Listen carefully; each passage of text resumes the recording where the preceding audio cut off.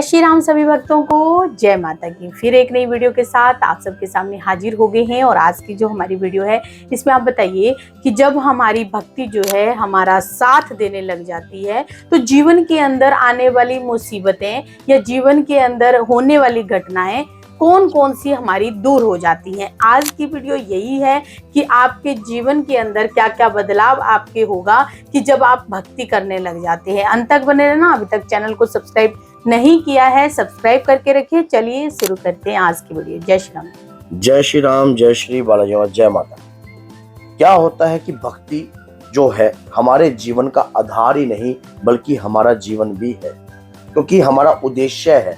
जिस परम पिता परमात्मा ने हमें धरती पर भेजा है कोई कार्य करने के लिए, वो कार्य कौन सा है? अपने प्रभु के नाम का प्रचार। जब तक हम अपने प्रभु के नाम का प्रचार ना करें तो हमारे जीवन का उद्देश्य है क्या? कुछ भी नहीं। और सबसे बड़ी बात, और ये भक्ति से बहुत ही ज्यादा सरल हो सकता है, क्योंकि भक्ति जो है भगवान श्री हरि का हिस्सा है और उनकी कृपा से ही व्यक्ति जो है भक्ति करता है। अब बात आ जाती है कि जब हम भक्ति को प्रारंभ करते हैं अपने जीवन में, तब शुरुआती तौर पर हमारे साथ कुछ ऐसी तकलीफें उत्पन्न होती हैं जिन तकलीफों को लफ्जों में बयान नहीं किया जाता, क्योंकि जब आप भक्ति कर रहे होते हो उस समय आप परेशान होते हो। लेकिन एक बात यह है कि ये कुछ ही समय तक ऐसा होता है आपके साथ, लेकिन कुछ समय बाद आपके जीवन में ऐसी ऐसी खुशहालियां आने लग जाती हैं जिनकी आप कल्पना भी नहीं करते। क्यों? ऐसा क्यों होता है? शुरुआती तौर पर जब आप किसी भी पौधे को बीज रोपण करते हो या जल डालते हो, लेकिन जब उसमें पत्तियां कलियां खिलने लग जाती हैं और जब वो पेड़ थोड़ा सा बड़ा होने लगता है तब वो आपको फल भी देता है। इसी प्रकार से भक्ति भी इसी का ही ऐसा ही हिस्सा है हमारे जीवन में।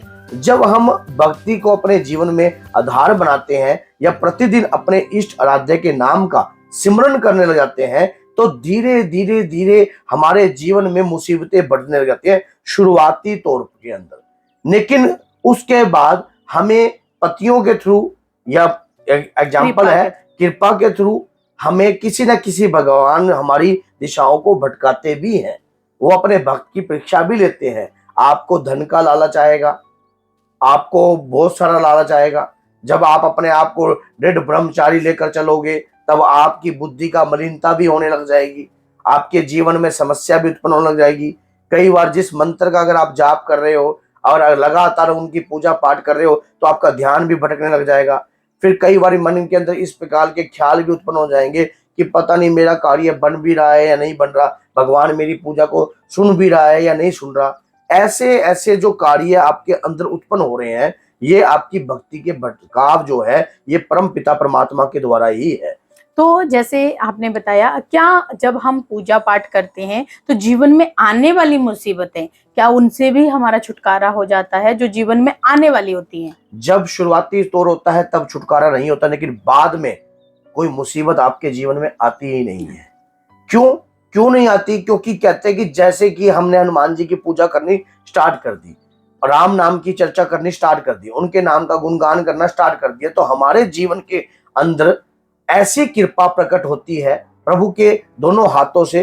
पहले तो परिवार ही सुखी होता है हमारा, क्योंकि हनुमान जी की पूजा करने से आपके कुटुंब ही सुखमय होते हैं। दूसरी बात, अगर घर परिवार में अगर आपके जीवन में कोई रोग दोष बीमारी अगर कोई बाहर से लगने वाले, जिस प्रकार से हम अपनी माता का आशीर्वाद लेते हैं और माता हम आशीर्वाद के थ्रू हमें कहते हैं जाओ बेटा जीते रहो, तो उस दौरान हमारे जीवन में आशीर्वाद ऐसा रूप लेता है कि अगर मान लो हमारा हाथ टूटना हो तो नाखून टूटने से काम चल जाता है। मान लो इतनी बड़ी समस्या आपकी शॉर्टकट में बदल जाती है। वो क्यों? आशीर्वाद की कृपा से। इसी प्रकार से जब हम हमारे आराध्य का नित्य सिमरन करते हैं, उनके नाम की चर्चा करते हैं, प्रचार रूप में कार्य करते हैं, तो हमारे जीवन में बहुत सारा बदलाव हो जाता है। क्योंकि इतिहास गवाह है इस बात का कि रामकृष्ण परमहंस जो कि साक्षात माँ कालका से बात करते थे, उनके हाथों से नवाला ग्रहण करते थे और माँ जब तक नहीं आती थी तब तक भोजन भी नहीं खाते थे। और इस बात को आप जानते हो, दानु भगत ने स्वयं अपना शीश काटकर माँ ज्वाला के चरणों में अर्पण कर दिया। ये इतिहास गवाह है। जब आप शुरुआती आपने देखा भी होगा उनके जीवन में तकलीफें बहुत आई, लेकिन सच्चाई पर वो खड़े रहे, अपने इष्ट की भक्ति पर वो खड़े रहे, तो जीवन में आज वो अमर हो गए हैं। ऐसे ही आपने देखा होगा कि गुलशन कुमार जी भी हैं, उनके नाम का लंगर चलता है मां वैष्णो देवी में। तो जो परमात्मा के प्रति कुछ भी करने की सोचता है, हालांकि हमारी कोई औकात नहीं है हम अपने इष्ट आराध्य के प्रति कुछ उन्हें दे सके या उन्हें कुछ खुश कर सके, लेकिन अगर हम वो उनकी देते हैं। हाँ, अगर हम उनकी छोटी सी भक्ति भी करते हैं ना, ये भी उन्हीं के कारण करते हैं।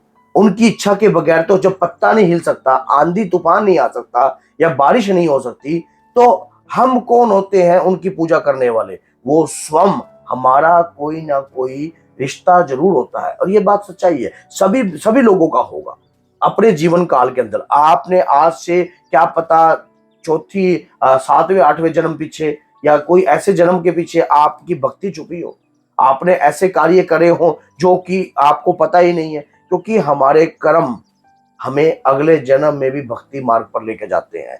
अगर हमारे कर्म मलिनता के प्रति होते हैं तो उक्त रूप से हमें मलिनता ही धारण होती है। कहते हैं कि जो व्यक्ति जिस भी चीज की साधना करता है, मान लीजिए अगर कोई माँ दुर्गा की साधना कर रहा है तो माँ दुर्गा की शरण में जाएगा, अगर कोई हनुमान जी की कर रहा है तो हनुमान जी की, अगर कोई डाकनी, पिचासनी, बेताल या पिचास किसी भी प्रकार की साधना कर रहा है तो मरण उपरांत उसी की श्रेणी में जाएगा।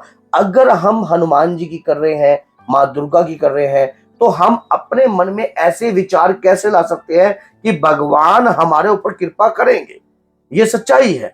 हाँ, ये कृपा थोड़ी सी लेट जरूर हो सकती है, पर इतना मैं आपको बताता हूँ, मैंने आपको झूठ नहीं बोला इसमें, वही चीज सच्चाई बताई है जो जीवन में होती है। अगर मैं आपको ये भी कह सकता था आपकी ये हो जाएगी, आपकी वो बल्ले बल्ले हो जाएगी, ये सब होती है, ये सब आती है संयम और विश्वास से।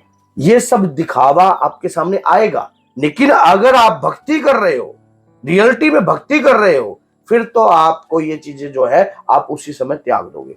जैसे जब एक छोटा बच्चा मोटरसाइकिल की लालसा रखता है या वो एक बाइक की लालसा लगता है या एक साइकिल की लालसा लगता है, अपने माता पिता को कहता है कि मुझे ये चीज चाहिए, लेकिन माता पिता डरते हैं कहीं ये जो है गिर ना जाए, चोट ना लग जाए, कहीं गंदे लड़कों के साथ भटकने ना लग जाए। इसी प्रकार से जब हम परमात्मा से कुछ मांगते हैं कि हे बाबा मुझे इस वक्त ये चीज चाहिए, तो परमात्मा उस वक्त वो चीज आपको नहीं देते, लेकिन उसके बाद वो चीज आपके पास रुलती फिरती है, उस वक्त आपको प्राप्त नहीं होती, टाइम के अनुसार देते हैं। तो उसके बाद आपको उस चीज की वैल्यू नहीं पता, उस चीज की आपको आवश्यकता नहीं होती है। क्यों? क्योंकि आपने उस चीज को त्याग दिया।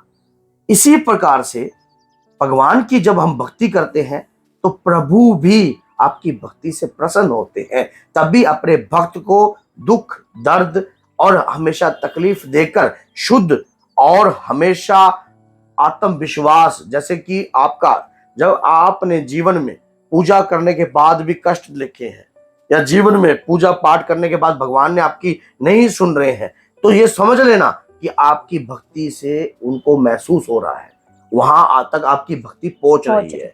क्योंकि जब हम तकलीफ में होते हैं ना, तो समझ लेना वो हमारी भक्ति से घबरा गए हैं, कहीं हम कुछ मांग ना ले। ये सच्चाई है, क्योंकि कलयुग तेरे नाम है, ये मेरा वरदान है। भगवान राम ने हनुमान जी को ये बात बोली थी, और हनुमान जी कलयुग के जागृत देवता है, जागृत शक्ति है, और वही शक्ति जो है हर व्यक्ति की परीक्षा लेती है। माँ दुर्गा की पूजा कर रहे हो या किसी भी देवी देवता की पूजा कर रहे हो, अगर आप अपने इष्ट के ऊपर विश्वास रखकर कार्य करते रहोगे तो आप हमेशा ही जीतोगे, चाहे कितनी से बड़ी लड़ाई क्यों ना हो। तो बोलिए जय सीताराम, जय श्री बालाजी महाराज। आपकी भक्ति मरण उपरांत भी आपके पक्ष में आपके प्रति गवाही देगी। तो बोलो जय माता दी।